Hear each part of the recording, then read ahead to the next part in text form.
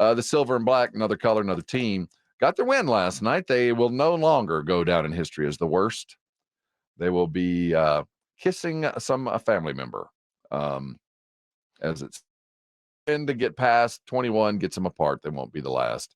And last night, yet again, though, against a G League team, the Spurs went on the road with Wemby and a bunch of other dudes, and it wasn't wire to wire, but it wasn't in doubt for very long. They beat a team that has clearly thrown in the towel. So have the Spurs. It's not like they're not doing anything different. We just had a Wemby, and they didn't, and it showed.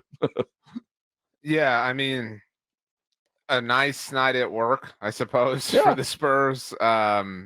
Only 31 minutes for Wemby. 2 months ago, I think we would have rioted about that.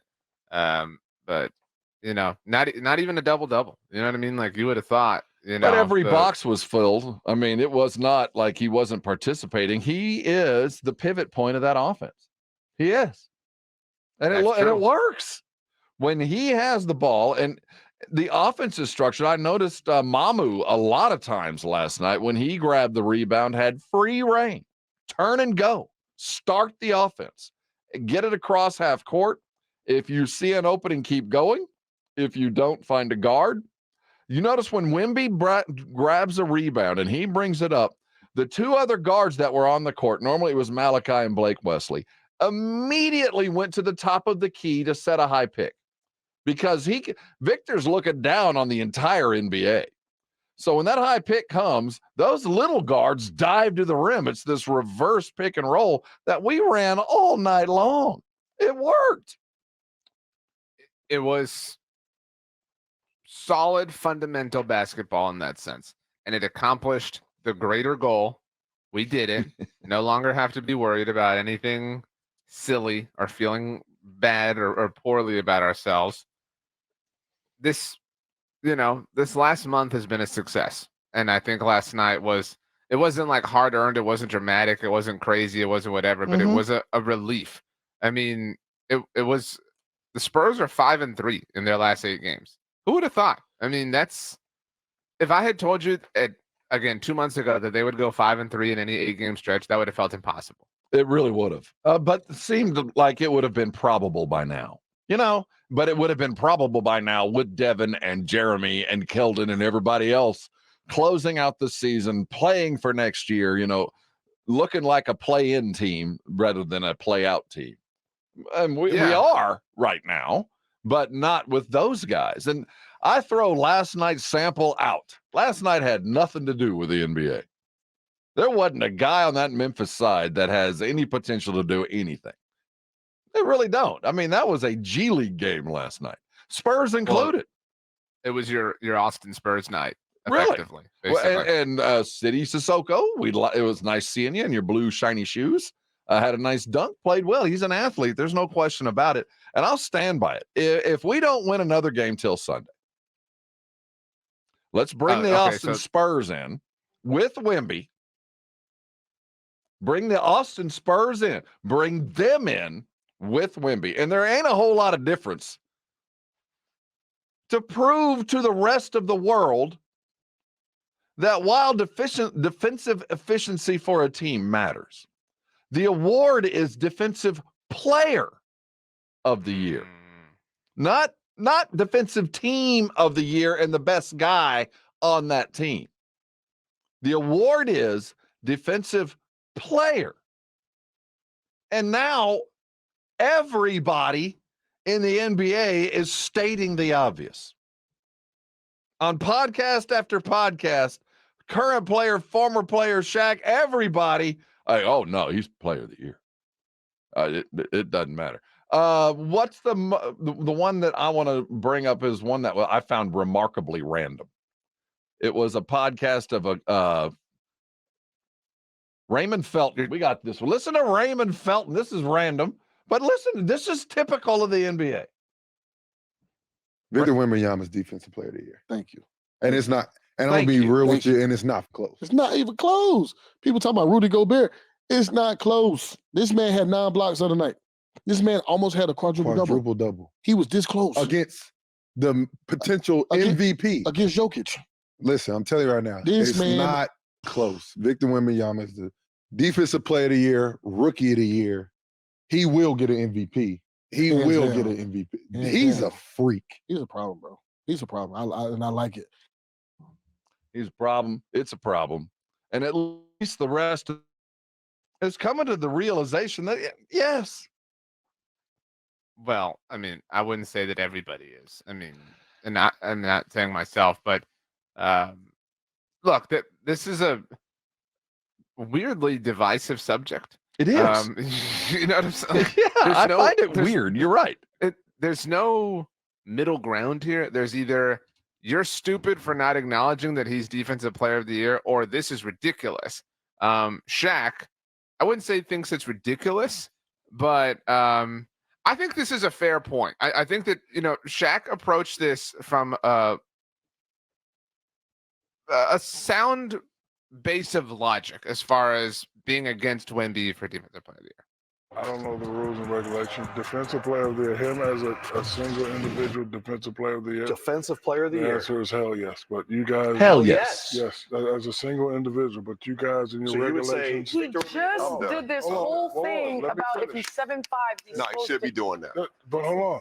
I just gave him props. So what are you whining about, Candace? I just because said- you just did this You should whole just did thing something where totally you different. discredited everything that we I were did not saying, discredit. and I now said you- no, no. Yeah, you say he's supposed to be doing it. That's not discredit. I'm saying the dude is 7'5". He's supposed to be blocking shots.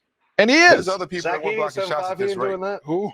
Zach Edey, 7'5", he ain't doing that. But Well, he he's is, too. dominating in other ways. But anyway, as a single individual, him playing defensive player, yes. But you guys in the media, the new rules that you put in, his team. Oh, we in the First of all, media you're now. part of the media. We in the too. media now. His That's all. team does not Been have a in the winning media team. longer So than all does of that us. disqualify him as being a defensive player of the year if his team is not winning? No, but how about this? So you always pose that question. I'm going to pose it to you. I don't know the rules anymore. Shaq, that's along with Jamal Crawford and Candace Parker yesterday. I think it's fair to say he's 7'5". That's what I appreciated about what Shaq said. But to your point, to the collective point, not the hoop collective, but That socialist organization that talks basketball. he should be this good. But so in a weird way, that is kind of a handicap, but the fact that he is living up to being this good is also proof positive. It's a weird juxtaposition. It is. Cougs, you brought it up. You obviously were highly educated in your high school years from a fine part of town. Did you see the 3-on-1 fast break last night? So there's a breakaway. Now, granted, these are a bunch of G League dudes that are going to be back at the Foot Locker next week wearing a referee shirt selling shoes. But this is, Gosh. but there's a 3-on-1. I wish I could name the dudes that were involved. I don't know who they were. A headband, little guy, and big guy. Headband dribbling the ball down, sees Wemby, goes, no, I'm not going into the paint. Passes it to little guy.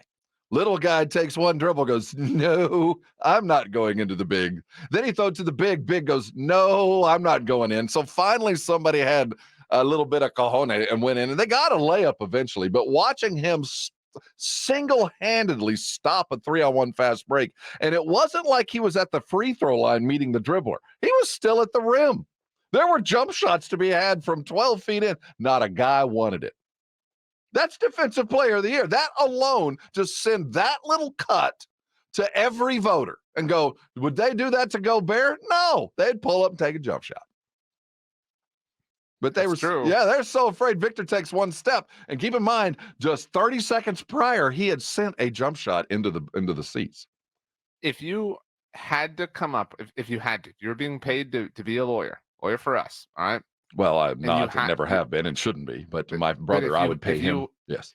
If you were, and you had to defend the notion that he is not Defensive Player of the Year, you have to. Right. What's the most logical argument you can make? There is not. There is not Well, an no, argument. no, but again, the I most need you to- logical argument I thank could you. make is the one that's being made. How good could you be if your team is that bad?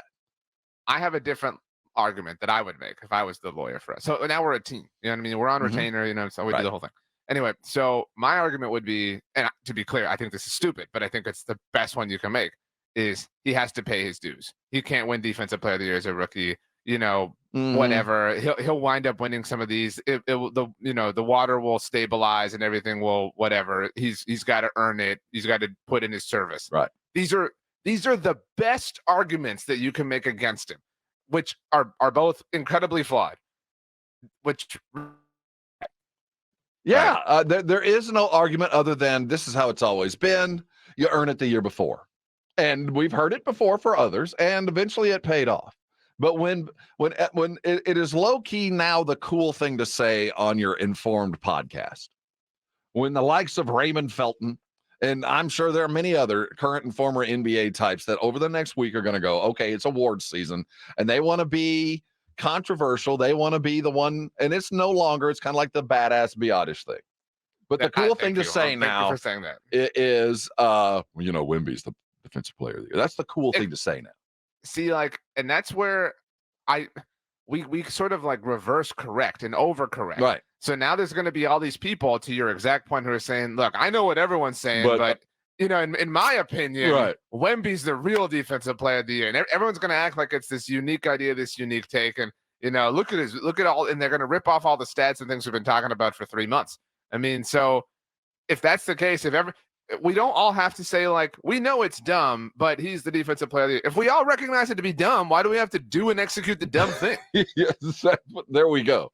But there is always the safety and the sanctity of a private ballot. I found it very interesting that when the NBA, all of the NBA players before the collective bargaining agreement said, there's no reason for one and done. They should be able to. I wish I could have come out. But when they went behind the ballot, the sanctity and the privacy of the ballot box, they all voted to hold those guys out one more year.